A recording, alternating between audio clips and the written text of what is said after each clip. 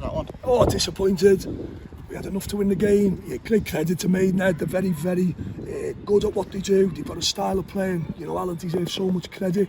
It's a tough place to come and win games. Teams don't come here and win. But we had so much possession, we had so much control of the game, but we lacked that cutting edge. And when you get to stages of the game where you've played well for a bit, you have to score. You've got to score, and I've just said to the lads, you know, with great support again, travelling support. I believe in this club so much. And we've got to be winning, not at grounds like this being disrespectful, that's not, because these beat teams here regularly. But we've got to go that extra 10%. And that 10% in football is huge. It's a huge amount of distance. And I felt today, whilst at times we looked at a good football team, if you like, that cutting edge stroke margin of percent was just missing, and that's where we've got to be better. Yeah, lots of possession today. Was it just the couple of chances, particularly the one in the second half for Andrew Dallas? It's a big one, isn't it? Dallo will be disappointed. They're the moments, you know, they're the moments where we trust our players. Dallo's only been in the club a minute. He hasn't got used to playing with players. He's playing with players for the first time. It's 3-4 games in, and this is where the partnerships have got to be repetition. Do you know? But as I say, it's disappointing because I felt we played okay, and we were okay, and we were good. And first half especially, we were very solid in the game. Second half, we went a bit loose.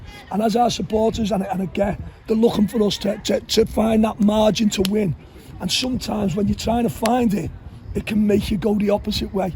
And to be fair to Maidenhead, who come into the game a lot more in the second half, they probably had 1 or 2 opportunities where they might have had some success, and that's the bit that disappoints me. So both ends today, I felt we could have been better.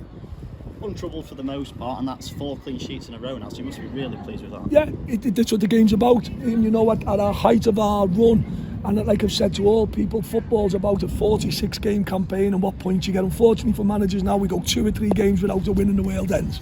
And like that's football, we've got to live with that. My job as a coach, manager, and especially managing our club, is searching for that right formula. You know, that right balance. We're desperate to get Dobbs back fit because we know he's an attacking threat. We're desperate to get these players in a formation that we actually look and feel really clicks. At the minute today, really, offensively, we only had Jez and Quigley to change it. And we were a little bit worried about King being on a yellow card, you know, and where we could make them positive changes. One of the things that our supporters want, and I can understand, possibly Quigley and McCallum up front, but you're always worried, will them changes lead to you possibly losing the game?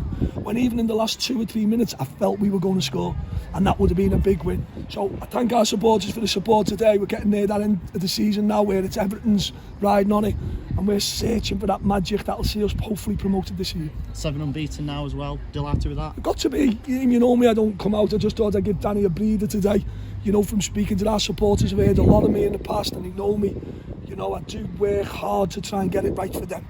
That's what I do. This team, whilst the clean sheets all of a sudden, and that's the introduction of Maguire without a shadow of a doubt, where we don't have a marauding left back that leaves gaps. We have a stay-at-home left back that makes us nice and solid.